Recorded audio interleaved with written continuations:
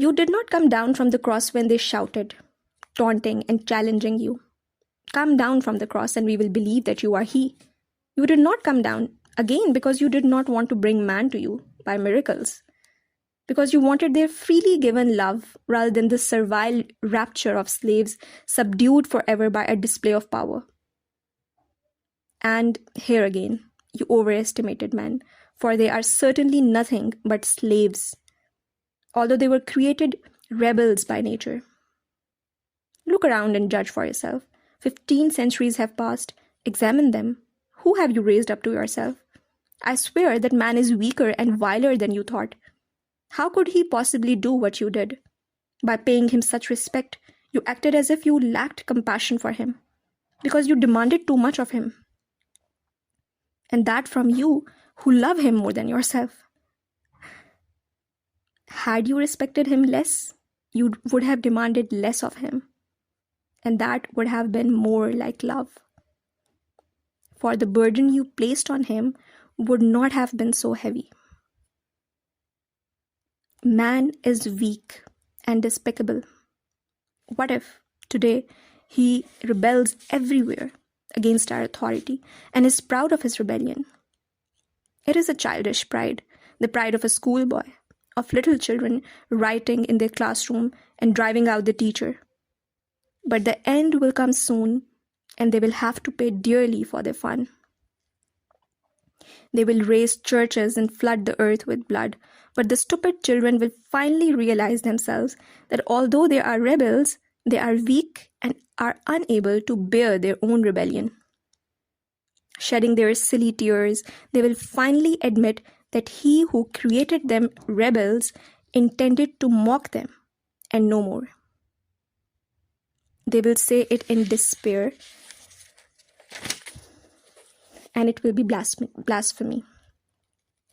And then they will be even more unhappy, because human nature cannot bear blasphemy, and in the end, always punishes itself for it.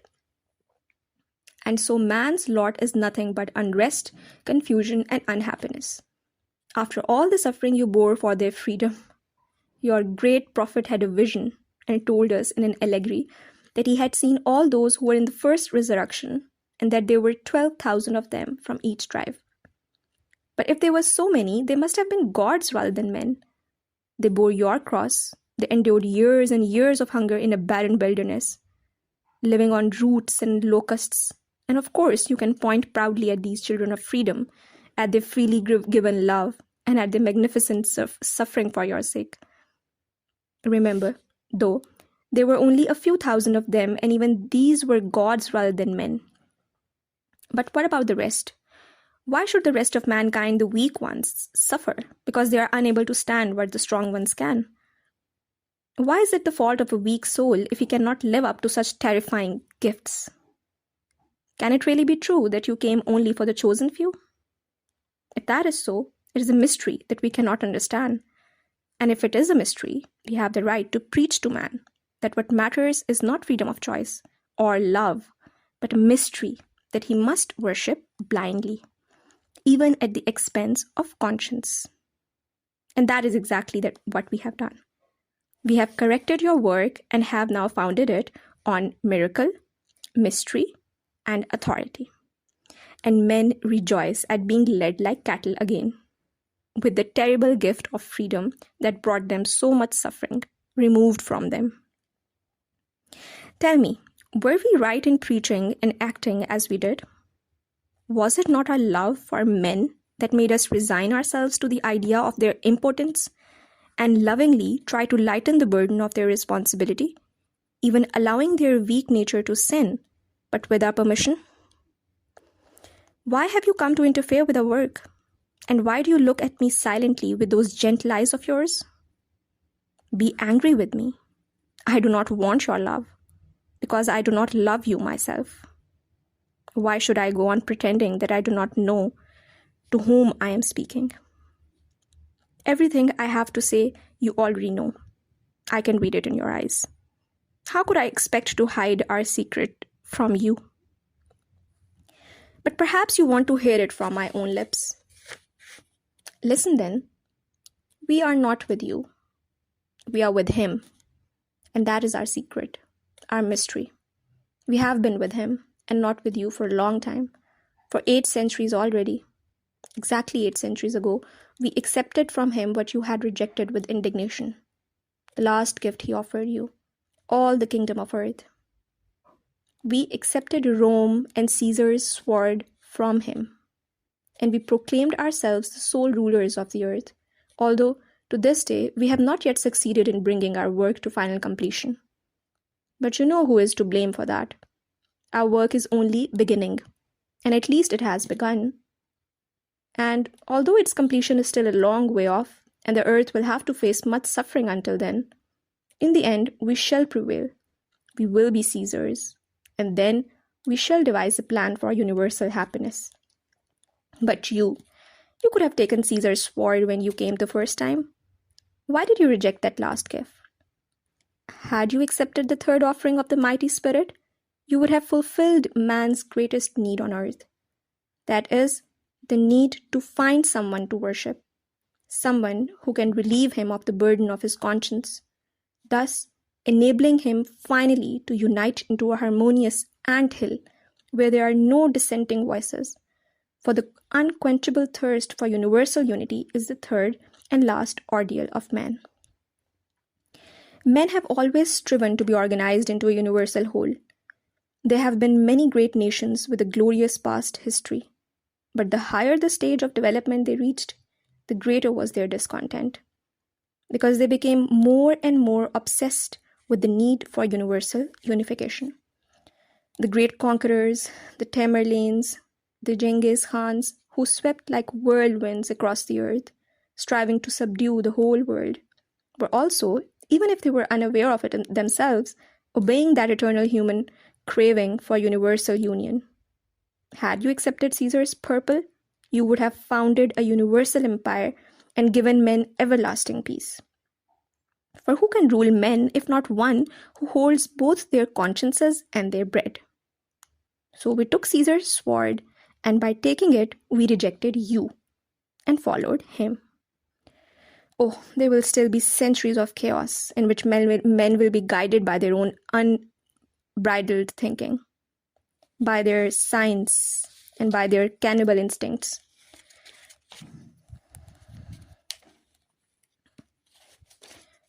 For since they started building their Tower of Babel without us, they will end up devouring each other.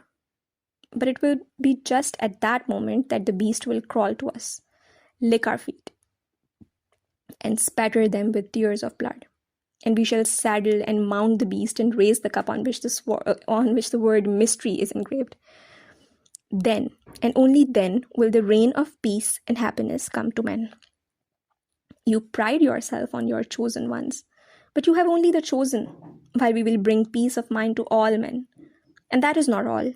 How many of those strong enough to be among the chosen have already or will in the future take their mighty minds and ardent hearts away from you and give them to some other cause, in the end raising their free banner against you? Yet you were the one who gave them that banner. Under us, it will be different. Under us, they will all be happy, and they will not rise in rebellion and kill one another all the world over, as they are doing now with the freedom you gave them. Oh, we will convince them that they will only be free when they have surrendered their freedom and submitted to us. And that will be the truth, will it not? Or do you think we will be deceiving them? They will find out for themselves that we are right, for they will remember the horrors of chaos and enslavement that your freedom brought them. Freedom, free thinking, and science will lead men into such confusion and confront them with such dilemmas and insoluble riddles that the fierce and rebellious will destroy one another. Others who are rebellious but weaker will destroy themselves, while the weakest and most miserable will crawl to our feet and cry to us, "Yes, you were right. You alone possess his secret, and we have come back to you. Save us from ourselves." And when they receive bread from us, they will be clearly aware that it is bread that they have earned with their own hands, the same bread we took away from them, that we perform no miracles by turning stones into bread, And yet the fact that they receive it from our hands will make them happier than the bread itself. For they will remember only too well that without us, the same bread that they earned turned to stones in their hands. Whereas, after they came to us, the stones in their hands were turned back into bread. They will value all too highly the advantages to be derived from submitting to us once and for all. And as long as men do not understand this, they will be unhappy. Now tell me, who is most to blame for their failure to understand? Who was it who broke up the human herd and sent men along innumerable unexplored paths? The herd will be gathered together and tamed again, however, and this time for good. And then we shall give them tranquil, humble happiness, suitable for such weak creatures. Oh, we shall have to convince them finally that they must not be proud, for by overestimating them, you instilled pride in them. We shall prove to them that they are nothing but weak, pathetic children, but that a child's happiness is the sweetest of all. They will grow timid and cling to us in fear, like chicks to a hen. They will admire us, be terrified of us, and be proud of the strength and wisdom that enabled us to subdue a turbulent herd of many millions. They will tremble abjectly before our wrath. They will become timorous. Their eyes will fill with tears as readily as those of women and children. But at the slightest sign from us, they will just as readily change to mirth, laughter, and untarnished joy, and they will burst into a happy children's song. Yes, we shall force them to work, but in their leisure hours, we shall organize their lives into a children's game, in which they will sing children's songs together and perform innocent dances. Oh, we shall allow them to sin too, for weak and defenseless as they are, they will love us like children if you allow them to sin. We shall tell them that every sin they commit with our permission can be expiated, that we allow them to sin because we love them, and that we shall take upon ourselves the punishment for their acts. And we shall indeed take their sins upon ourselves, and they will adore us as their saviors, who will answer to God for the sins they, the weak, commit. And they will have no secrets from us. We shall allow them or forbid them to live with their wives or mistresses, to have or not have children, all according to the degree of their obedience to us. And they will submit to us with cheerfulness and joy. They will tell us the secrets that most torment their consciences. They will tell us everything, and we shall solve all their problems. And they will trust to our solutions completely, because they will be rid of the terrible worry and the frightening torment they know today, when they have to decide for themselves how to act. And everyone will be happy, all the millions of beings, with the exception of the 100,000 men who are called upon to rule over them. For only we, the keepers of the secret, will be unhappy. There will be millions upon millions of happy babes and 100,000 sufferers who have accepted the burden of knowledge of good and evil. They will die peacefully with your name on their lips, but beyond the grave they will find nothing but death.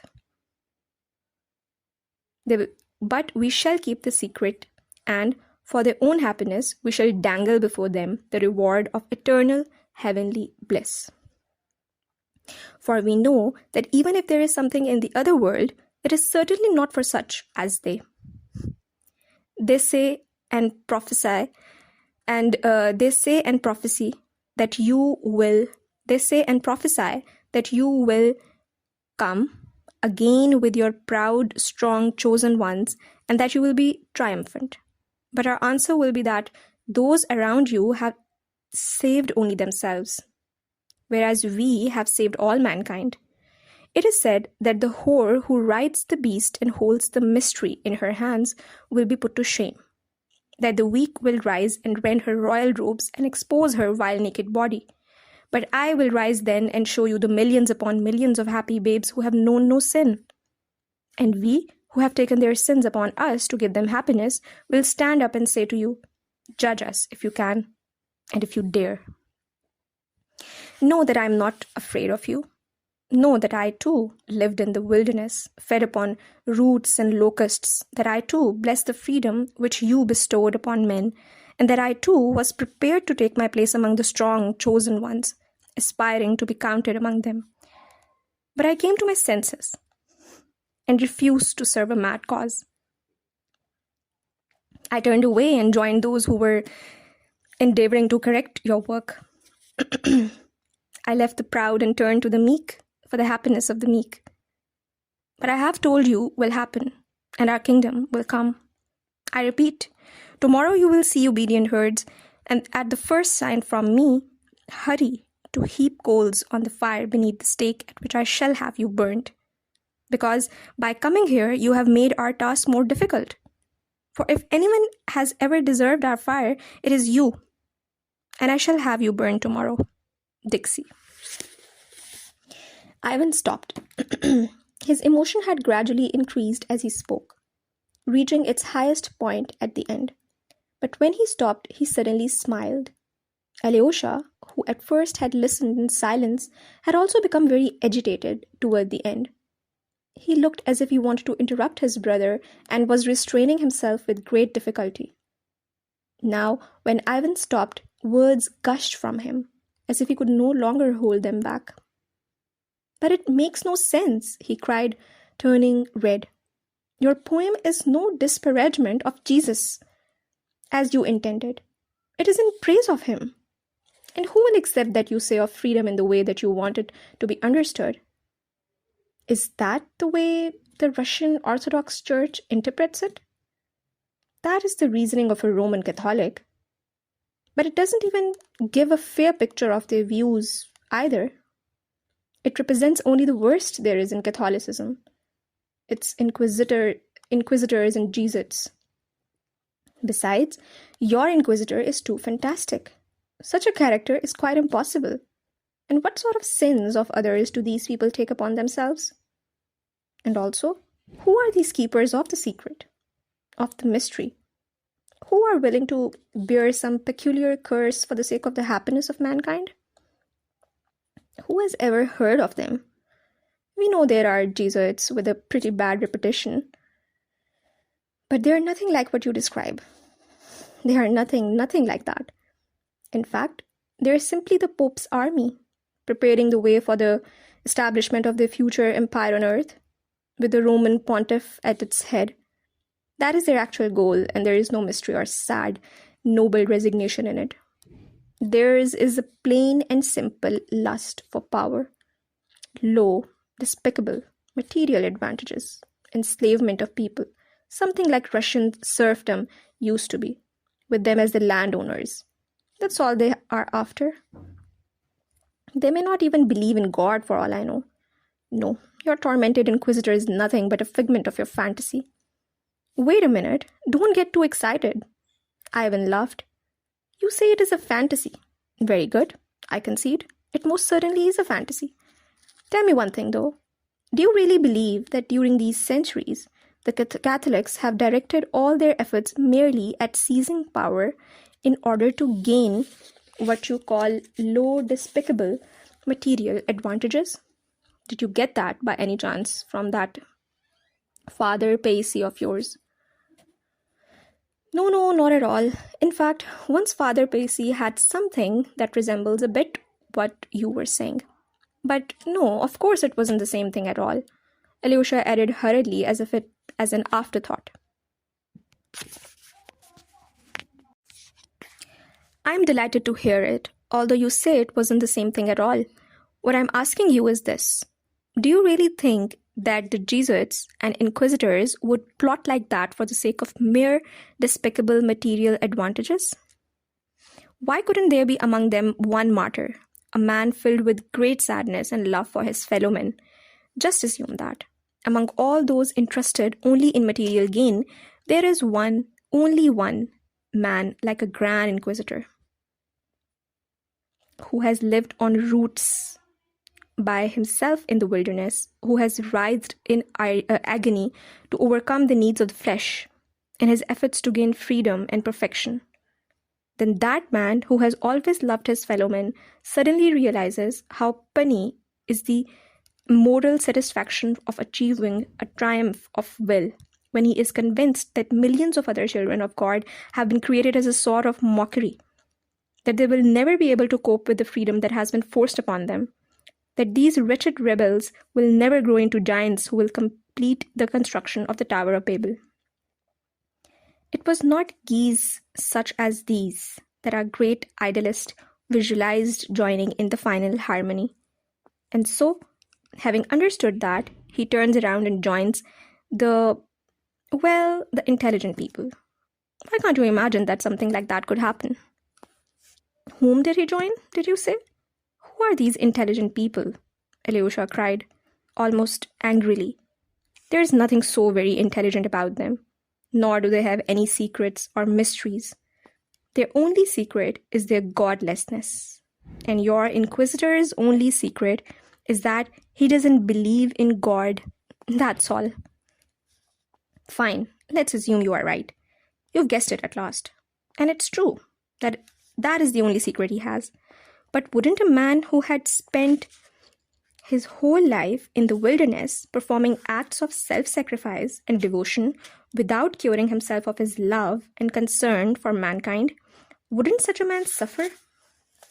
In the last years that are left to him, it becomes clear to him that only the guidance of the great, wise, and dreaded Spirit would make it possible to organize feeble and undisciplined men in such a way as to make their lives bearable, for they are just unfinished, ridiculous attempts created in mockery. He becomes convinced that his duty is to follow the instructions of the wise spirit of death and destruction. And so he is willing to use lies and deception to lead men consciously to their death and destruction, while at the same time deceiving them so that they will not see where they are being led, so that, at least on the way, these wretched, blind creatures may think they are happy. And I want you to note that the old Inquisitor will be deceiving them in the name of the one in whom he believed so ardently for most of his life. Isn't that suffering? Tell me. And if even just one man like that finds himself at the head of the whole army of those who crave nothing but power and despicable material gains, even so, wouldn't one such man be enough to make it a tragedy? I'll go even further. I say that with one such man at their head, they would be a true guiding ideal for the whole Roman Church with its armies and its Jesuits. I am also absolutely convinced that there has never been any lack of such individuals among those who head their movement. Possibly even some of the popes themselves were such exceptional individuals. And who knows, perhaps a tormented old man who loves mankind as stubbornly as my Inquisitor exists today. Perhaps there is even a whole army of such individuals, and perhaps they exist not by mere chance, but as the result of combined efforts to form an alliance whose aim is to keep the secret from the weak and the wretched in order to make them happy. This, I am sure, is true, because it is bound to be. I even have the impression that the Freemasons are founded on a mystery of that sort, which would explain why the Catholics hate them, seeing in them competitors threatening to split their unifying idea. For they believe that there must be only one shepherd and one herd. But in defending my idea this way, I sound like an author who cannot bear criticism. So we might as well talk about something else. Perhaps you're a Mason yourself, Alyosha blurted out angrily, but then added at once with great sadness, "You don't really believe in God." He had the impression that his brother was looking at him sarcastically.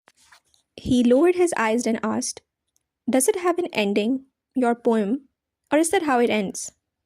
"Here's how I propose to end it," Ivan said, continuing. The Grand Inquisitor falls silent and waits for some time for the prisoner to answer. The prisoner's silence has weighed on him. He has watched him. He listened to him intently, looking gently into his eyes, and apparently unwilling to speak. The old man longs for him to say something. however painful and terrifying. But instead, he suddenly goes over to the old man and kisses him gently on his old, bloodless lips. And that is his only answer. The old man is startled and shudders. The corners of his lips seem to quiver slightly. He walks to the door, opens it, and says to him, "Go now, and do not come back. Ever. You must never, never come again." And he lets the prisoner out into the dark streets of the city. The prisoner leaves. And what about the old man? The kiss glows in his heart, but the old man sticks to his old idea. "And you too? You stick to it?" Alyosha cried out bitterly. Ivan laughed. "You know what?" he said. "It's all nonsense, really. A meaningless poem by a scatterbrained student who's never written 2 lines of poetry in his life. Why must you take it so seriously? Or do you expect me to rush off at once and join the crowd of Jesuits devising corrections of his work? Don't you understand that I really don't give a damn about anything? That, as I told you before, I'm only interested in lasting out until I'm 30. Because by then, I'll be willing to throw down the cup of life. And what about your sticky little leaves and the graves that are so dear to you, and the blue sky and the woman you love?" Alyosha said bitterly. "How will you be able to live until then and love all those things with the hell that is in your heart and in your head? No, you are going to join them now, or else you will kill yourself, because you won't be able to stand it. There is a drive in me that can withstand anything," Ivan said coldly, with a twisted grin. "What drive?" "The Karamazov drive. The vile, earthly drive." "You mean you plan to drown yourself in debauchery? You plan to drown yourself in debauchery? To disintegrate your soul by rotting it? Is that what you want?" "Something like that, I guess, though I'll avoid it until I'm 30. But after that, well, yes." "And how do you intend to avoid it until then? How will you manage it with those ideas of yours?" "There again, I'll act like a Karamazov." "By that, you mean you'll act as if everything is permitted? For you feel that's true. Whatever you do is all right?" Ivan frowned and suddenly turned very pale. "Now you've picked up the phrase that shocked Musov so much yesterday, and that Dmitri picked up and repeated rather naively," Ivan said, smiling crookedly. "Well, since you've brought it up, I suppose everything is permitted. Just as I said, I don't take it back, and I don't dislike our dear Mitya's formulation idea either." Alyosha stared at him in silence. "Ah, my little Alyosha, I thought that when I left this town you would be the only friend I had in the world," Ivan said with sudden feeling. "But now I realize that there is no room for me even in your heart. My dear recluse.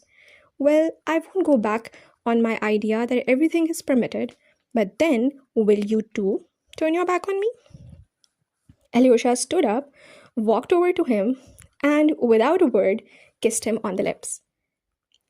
"That's plagiarism," Ivan shouted, suddenly beaming with delight. "You stole it from my poem. But it's time we were on our way, Alyosha. We've got things to do, both of us." They went downstairs, but stopped outside the inn. "Know what, Alyosha?" Ivan said with deliberation. "If I last long enough to get around to the sticky little leaves, I will love them only thinking of you. The thought that you are somewhere here will be enough for me not to lose all desire to live. Is that good enough for you? If you want, you may take this as a declaration of my affection for you. But for now, you're turning right and I'm turning left. And that's that. Understand? I mean that if I'm still in town tomorrow, which is extremely unlikely, for I expect to leave today. And if we happen to meet, I don't want to even mention any of these topics, not a word. Please remember that. And also, I'd like you never to mention our brother Dmitri to me. Never, he cried irritatedly. So now we've exhausted all possible topics, discussed everything. But I promise you this, when I'm close to 30 and decide to throw down my cup of life, I'll come especially to have one more talk with you, wherever I may be. Even if I'm in America, I'll come all the way back to see you. Besides, I'll be very curious to have a look at you and see what you're like then. This is a rather solemn promise, as you can see. But then we may be parting now for as long as 7, perhaps even 10 years. Well, go and join your Pater Seraphicus then, since he's dying, and he happens to have died with you. You may be angry with me for having held you up. Goodbye then. Kiss me once more. Good. Now, be off. Ivan turned away abruptly and walked off. He did not once look back. It was a bit the way Dmitri had left Alyosha the day before, but it was also somehow quite different. That impression flashed like a red streak among the painful, sorrowful thoughts that were churning in Alyosha's head. He stood for a while, following Ivan with his eyes. Suddenly, it struck him that Ivan rolled slightly as he walked, listing to the right, so that from behind it seemed to Alyosha that his right shoulder was lower than his left. Alyosha had never noticed that Ivan walked like that before. Then, all of a sudden, Alyosha turned in the opposite direction, hurrying off toward the monastery. The day was already fading, and he suddenly felt a strange fear creeping over him. Some new, unknown shadow was rising before him, and he could not find an answer to it. As on the previous evening, a strong wind was rising, and the ageless pine trees rustled gloomily on either side of him as he crossed the little wood between the monastery and the hermitage. He was almost running. Where did he get that Pater Seraphicus from? Flashed through his head. Ah, poor Ivan. When will I see you again? Here is the hermitage. Oh God. Yes, he is Pater Seraphicus. He'll save me. He'll save me from him. Save me forever. Later in his life, Alyosha often wondered how he could have forgotten so completely about Dmitri after he left Ivan. Dmitri, whom that very morning he had been determined to find at all costs, even if it made it impossible for him to return to the monastery that night. The end.